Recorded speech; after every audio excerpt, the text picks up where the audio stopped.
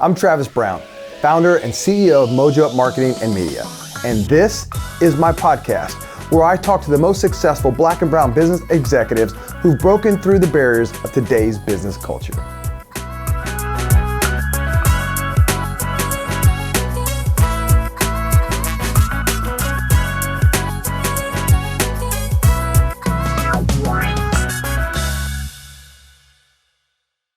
Welcome to Mojo Up Live, the diverse and talented podcast. I'm your host, Travis Brown, and today I have Darryl Graham. He's a Senior Vice President of Strata Education Network. Darryl, welcome to the show. Thank you so much, Travis. Appreciate you having me. It's been a long time coming, and very excited about having this conversation. Man, I had to clean up today, put my jacket on for you, because I knew you were going to come in clean. You know, I know you were going to have some fly shoes, so I still got my J's, but, always super clean. Always representing, brother. Always representing. So tell me, so what is it that you do at Strata? So I am the head of HBCU initiative and our engagement activity. So about 2 years ago, with the murder of George Floyd and with John Lewis, the passing of John Lewis, our board basically said we need to do something significant. And something significant where we're going to make a big difference in the lives of people. As a proud HBCU alum, it was something I was really proud for me to be a part of something like that. So we did a $25 million initiative to support leadership development at HBCUs. And so we had a chance to spend time with many HBCU leaders in the HBCU community, and it allowed us to really have a greater understanding of what the needs were. And as we're preparing leaders for tomorrow, very different than what it was when we were in school years ago. So we spent time doing a listening tour. Spent a lot of time on campuses, spent a lot of time with HBCU leaders, and we learned a lot. And so I head up that initiative. It's an 8-year initiative, the longest initiative that we've ever had in our history as an organization, as well as the most significant dollar amount supporting the development of leaders. When you think about a company that makes that type of commitment, right? What does that mean to you personally, to be kind of that person out in front leading that charge? It's an honor, really. You know, I don't think anyone graduates from college just to get an HBCU and thinks, you know what, one day I'm going to lead a very significant initiative that's going to change the world, you know, with new leaders in the next generation, right? It's an honor because they saw value in me as a person to bring me to Strata. Been here for 6 years in the Indianapolis community, came here from Delaware. And it was also, you know, a privilege, you know, for them to say, because of your experience and background and because of what we need right now, we want you to lead this effort. It's interesting. We'll dive a little bit more into that. But let me go back. Where are you born, raised, high school, college? Talk about that journey. Sure. So I was born and raised in Baltimore, Maryland. Interesting story. I was there in Baltimore, Maryland when the Baltimore Coast came to Indianapolis. I was in Cleveland when Cleveland left and went back to Baltimore, and now I'm in Indianapolis. So it's an interesting story. So yeah, grew up in Baltimore, right outside of the city, and spent a lot of time being cultivated and developed, you know, in that city. And went to college there at Morgan State University, majored in accounting, and so started my career at KPMG as an accountant, and did a lot of assurance testing and forensic audits and that sort of thing. And then woke up one day and said, there's got to be something more of a calling. Not that anything is wrong with accounting. Sure. So those who are out there listening, accounting is a great field. It's an awesome field. It's a foundation of where my career started. But it allowed me to develop some skills that I still use to this day. And so I spent a lot of time, you know, being able to maneuver, you know, through various corporations and organizations, and finally landing my way into philanthropy about 20 years ago at JP Chase. And so what that has allowed me to do is to really help with the conditions that affect all communities, but more importantly, those issues and those problems that affect communities for people who look like me. It was an opportunity, another honor for me to be able to step in and say, hey, we need to address some of these issues, and in order for us to do that, the community isn't going to come to us. We have to go to the community. And in doing that, it was highly successful, you know, initiatives, you know, that we were able to do along that journey of 20 years in philanthropy with a foundation of accounting and finance. And so my message to students or young people who would listen to this podcast is, it's not necessarily what the degree is in. It is what skills do you really want to develop. Get the degree. It opens the door for you, and you never know where you're going to land. And this is a great opportunity for me in coming to Indianapolis and joining Strata Education Network, and now being able to lead the largest ever initiative and being able to give back to the community that created me. I love that, how you've been able to position yourself to give back to the community that created, you. When you think about your journey, I'm interested to know what are the skills that you've developed over time that have allowed you to be in this type of position? Because, the navigation of corporate America is not the easiest. And so to be in your role, in your situation, not just this role, the other roles, like what were the skills that you had to develop? Yeah, so of course, being finance accounting, the analytical skills are very important. Being able to analyze and develop, solutions to issues or problems, and most importantly, there are lots of things that come in, to that framework for you. You have to learn how to listen. When you listen to people and you hear what they have to say, you learn a lot, taking notes really, really well, being able to communicate both orally, written, as well as platform skills. Being able to articulate, to people, here is where we were, here's where we are right now, and here's where we want to be. So that forward-looking approach, was something that was very different for someone who was an accountant. And so, but the biggest part of it was the ability to develop and sustain relationships. Not something that you're necessarily taught, when you're working on an accounting degree. It's something that you learn when you go into public accounting. Because you have to learn how to deal with clients. You have to learn how to dig a little bit more, be curious, not like a reporter more curious, but more like an analytical curiosity, where you have the ability to assess what the issue really is by gathering information and then being able to come up with the best possible way to move forward. But that's a relationship building, activity that really helps you to get people to feel comfortable, to get people to let the wall down, and know that we're trying to come up with a solution together. Very different approach, and that's why I'm very appreciative of my time at KPMG, because that's what we learned to do.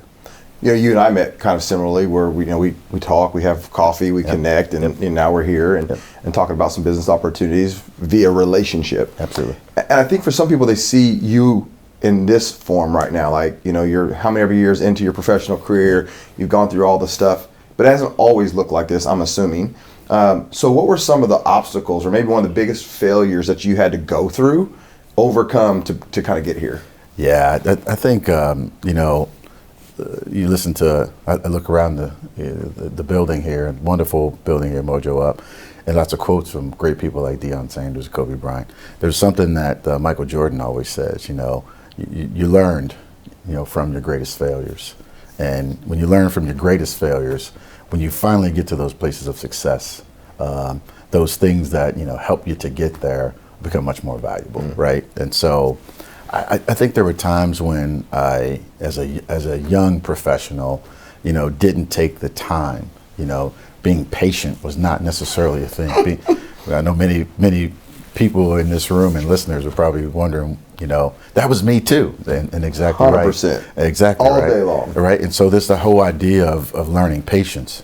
When you just think about it, if you're driving through the forest and it's just a beautiful place, if you're going 70 miles an hour, you're going to miss all of that beauty. If you're driving through the Grand Canyon, you're going to miss all of that. When you slow down, just think about the details that you see. You see the hummingbird, you see the eagle landing, you see the hawk flying, you see many of the things that make it beautiful. Life is very similar to that, and so is a career. It is, you have to be able to slow down enough to really enjoy the experience. You have to slow down enough so you can hear. You have to slow down enough so, and patience allows certain things, in a process.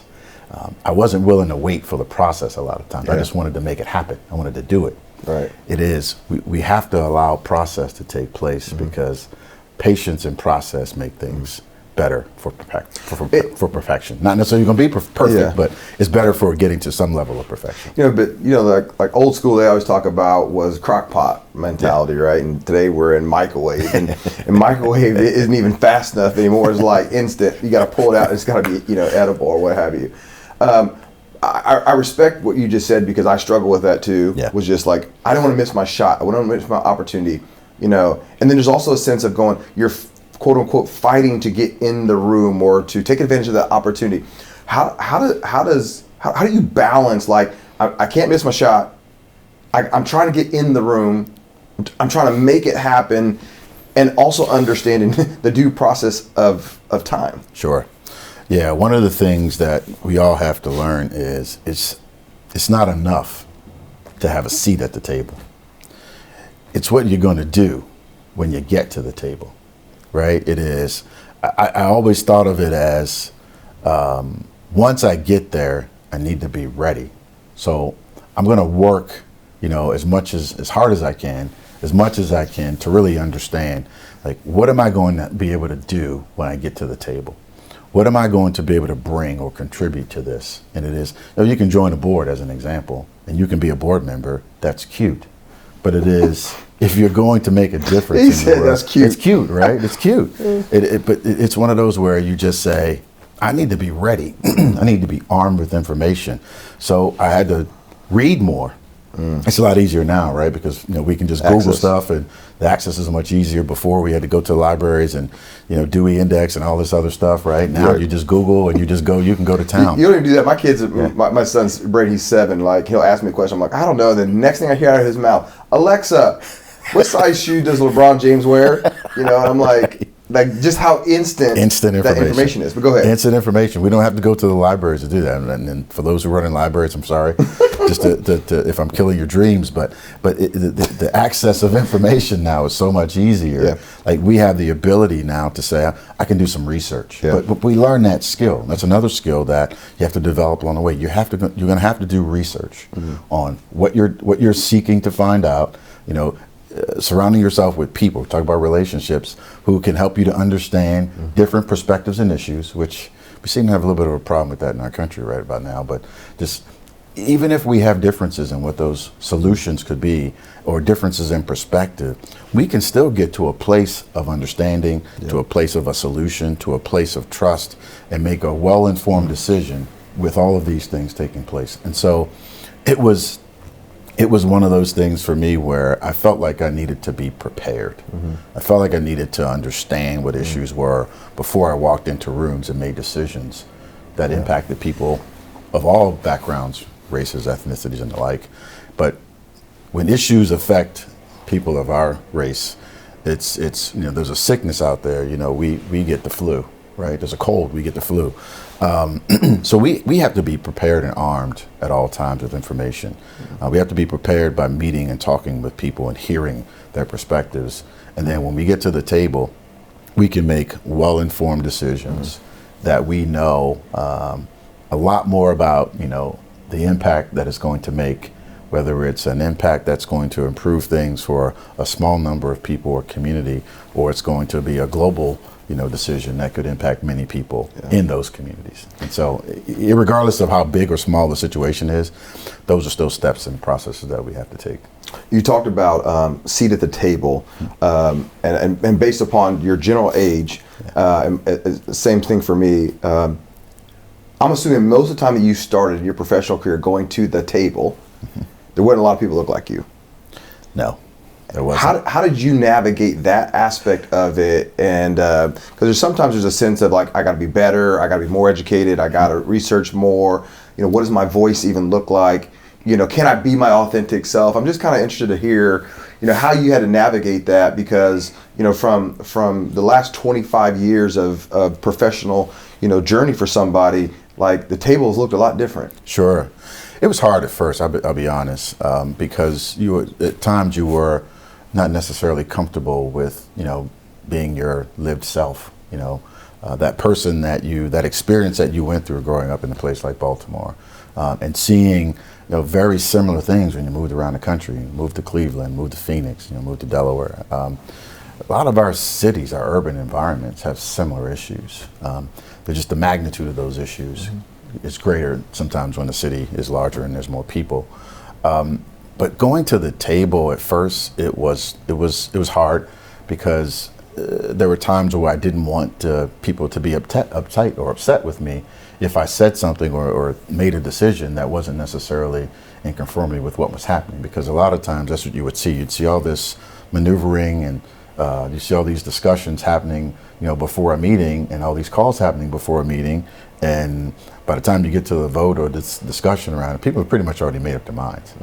And so it was, think about this from a perspective of, just don't think about yourself, Daryl. This is when you have to think about selflessness, and you have to, being selfless and think about the greater good, right?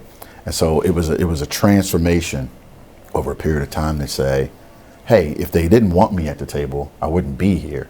But now that I am here, I'm standing on the shoulders of many people who look like me, many people who died for the situations that we're in now, who wanted to be in these seats. I have to think about that historical, reference of, I'm making decisions that don't just impact me. These are decisions that are going to impact a lot of people, and they could impact people for a very long time. Yeah. So I'm going to have to bring a voice that is authentic for me, for how I feel, for what I've lived, and people who look like me have lived. And so that was a part that it took some time to get there, because it was a confidence thing, but you got to get there. And at what point in time, maybe even for you personally, did you finally feel like, I can show up in this room my true authentic self? Meaning however I want to dress, like for me, it's like, I grew up in an era like clean shaven every day, because if you weren't, there's the perception of that, how you dress, how you showed up, even how you speak, right? And like there's this element of how proper, how clean, how calculated, just all of those things that I feel like we've had to go through some type of evolution to go, I can only show up like half myself, quarter myself. Yeah. You don't want the real Travis to show up in this place, right? So what was that piece of it like for you? Well, it was interesting because, you learn how to, dress when you start, at work at places like a KPMG and the like. You learn, how to, etiquette, right? Because you're going to go meet with clients. So there's all these things that they teach you. And then there was all these things. And they teach it to you from their perspective. To you from their perspective. Correct. That's correct. And so it's this whole idea of, this is great. I'm learning more things. I'm open. But how open is the environment to learning about the conditions of many different people from different backgrounds, races, ethnicities, and the like, are able to come into the room and be real. And so it took some time to get to that. Of course, as you mentioned, I still like to dress, the part, because I still believe that presence does matter. People will not take you serious if you show up, and you're not well groomed. It's great to have a well groomed beard, right? It's great to have a nice jacket on, but I think it's a bit looser now when it comes to that. It took a long time for people to get to that. I did get there a little bit early, and I'll tell you what helped me to get there. I got there because there was a mentor of mine, and she said, we have to change the conversation. A woman by the name of Kimberly Davis, who was the president. She was the president of the Global Philanthropy at JP Morgan, Spelman grad, and we talked about this authenticity of being able to walk into the room, and so she would dress in what she thought was good for her. She didn't wear suits and all these other things. It was her becoming her authentic self and sharing that with others. It helped many of us to be confident to say, you know what, fine, I like to wear different types of colored suits, different types of jackets, and that's what I'm going to do. But I also, am hearing, things about people and things about communities that are very different than what the conversation is. So being present was a big part of it. And it took some time to get there. You're talking 15 years into a career, right? A 30-year career to get to that. But you have to see it. And people have to see it too. And what's interesting is, as an alum of JP Morgan, I had a conversation with a few folks who are there now. And one of them said to me, she said, what's great about talking with you is I feel like I can be my authentic self, and it's okay. And when you feel like it's okay to be your authentic self, you do change the conversation. You do change the outcome of the discussion. But it just takes some time to get there. And so we have to spend more time helping each other, mentoring and coaching others who are behind us, and even our peers. We have to be able to share that, to say, it's not that we have to go in being loud and we have to behave a certain way, it is we can still articulate the points really, really well and feel confident about that with who we are. And I think the environment now has changed in order for us to do that more. But I think there are people who are still, when they get to the table early or they get to the table, they need someone to help them with some confidence to get there. And we need to help each other to do that better. And in that journey, of learning that brings us to a point to go. You said presence, right? And then there's a conversation about professionalism, and then there's that whole authenticity, all of those things sometimes though are through somebody else's perspective, right? So, and I say that because I think, there's a lot of young professionals that, that are going, well, I just want to be me. Yeah. And I felt like for me personally, there was an evolution, and then there was earned respect, and there was proven, professionalism and results. I mean, yes, today I can show up in a suit and Jordans on, and in my industry, from a creative perspective, it ain't a big deal. But it ain't always been the part that way. No. And there was a time that I felt like I had to look at certain things. I remember when I was I had earrings and had different braids and different things that I'm like, but there's a place that's called professionalism that is still shaped by the professional world. So to that young professional person that's trying to really balance their authenticity, but also showing up and being respected, especially because of age and sometimes because of color, right? Yep. What is the advice that you give to them to navigate to get to that point where you got to? Yeah, I had a very specific goal. And my goal was, in going into corporate and going into these environments, it was, I don't know a lot about what's happening there. So one thing I always wanted to be an accountant. I always wanted to be a business person. I always wanted to look the part. And I saw the, the brothers in suits, and it was inspiring to me. And so I aspired to be it, but there was a goal. The goal was to get in, gain information, knowledge, and be able to utilize it when it was the right time to say, now I know enough, now I feel confident, now I can contribute in a different way. I didn't join any boards, very early on because I didn't feel like I was ready. I didn't do a lot of things that were more public facing because I didn't feel like I was ready. It was, I need to be ready when the time is right. I need to be armed with all these things to be ready. And so it was, let's focus on getting ready first and then being able to go. To the young folks that are out there, here's what I'll say. You have to set the goal first. Determine exactly what it is that you're trying to do. And then you begin to manage yourself and your pathway in order for you to get there. 100%. And so that was the thing I wanted. So by the time you get to, being Travis Brown and you're the CEO of your company, there are things that you had to go through to get to this. And so I'll say there are some things that you're going to have to go to get to that place where you want to be. What you have to do is you have to decide, what is it that I want to do, and where do I want to be, and how do I want to get there? And when you get there and you're ready, it becomes a lot easier for you. So, and I know a lot of folks want to do the earring thing, and I wanted to grow my hair out. My father was like, "We're not doing that. It's not going to happen." But it was preparing me for where I wanted to go because I had a goal. And so I would say it's an opportunity for you. Don't suppress who you are. It is cultivate who you are over that period of time so you can get to that place where you ultimately want to be. And when you do, it's a very different thing when you have the power, to make change yourself. And you have the power to walk into that room as your authentic self, because you're not really dependent on some of those things that many are dependent on. Some people are dependent on a paycheck. Some people are dependent on relationships in order to get to that place. And it's going to require you to make some sacrifices to get there. But the key is get there. Yeah. So what does Daryl do outside of the work grind?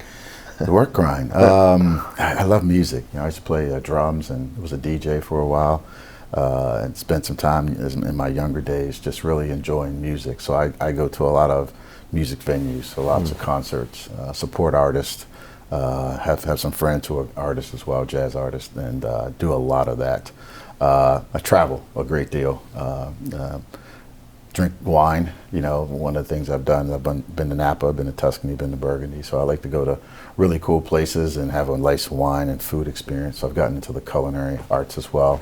Do a lot of cooking. I probably can't have you ever in my house have wine because my definition of wine is like Oliver soft red with a glass with some ice in it. And my wife's like, "You're drinking it like it's water." Yeah. First of all, it's not even considered wine. Like, what are you doing? You know.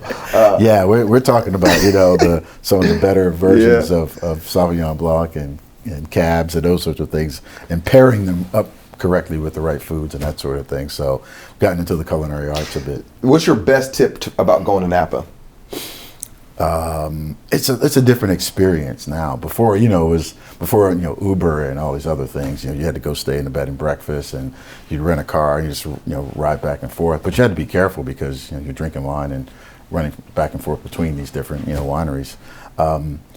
Uber is your friend. Uber is definitely your friend. And Airbnb is your friend as well. All right. Well, I'm going to put you on the hot seat. Okay.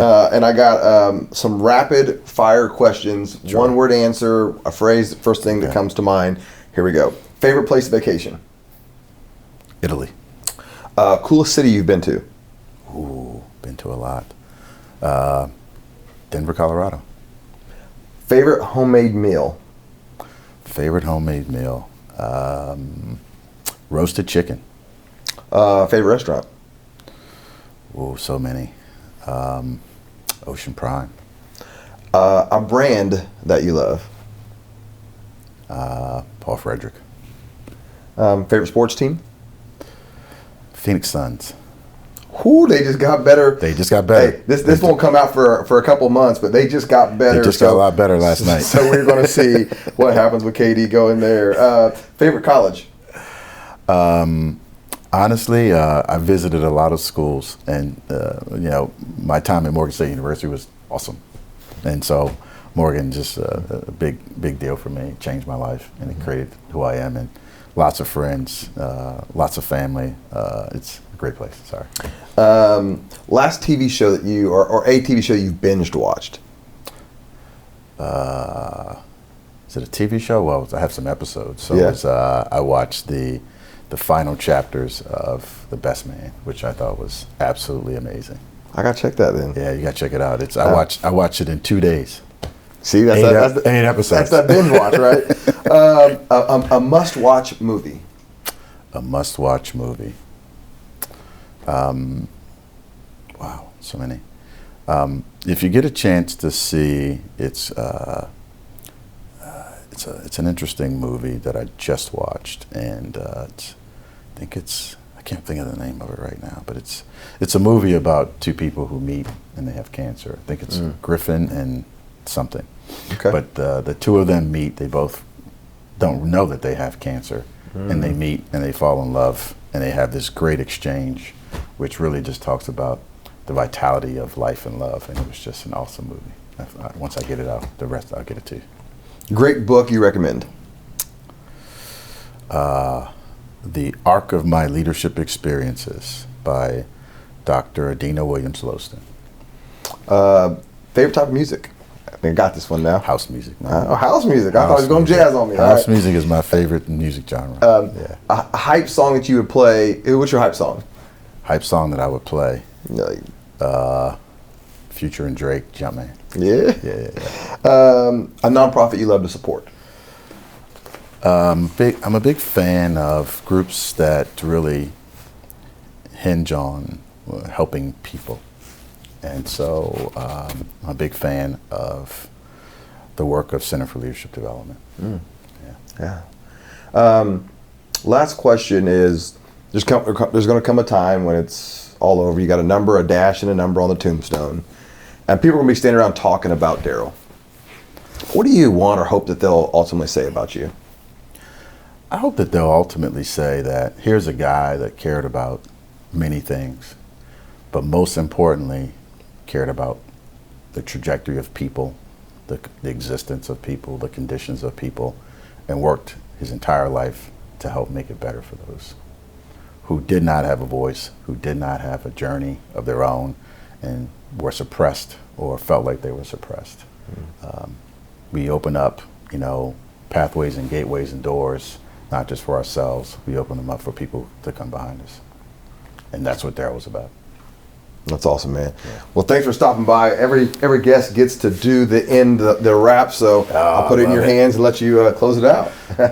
Well, thanks to Mojo Up. Thanks to Travis and team here. I really appreciate the time. It's been absolutely amazing, and I look forward to continuing with the series and continuing to get to know this great organization doing great work. It's a wrap.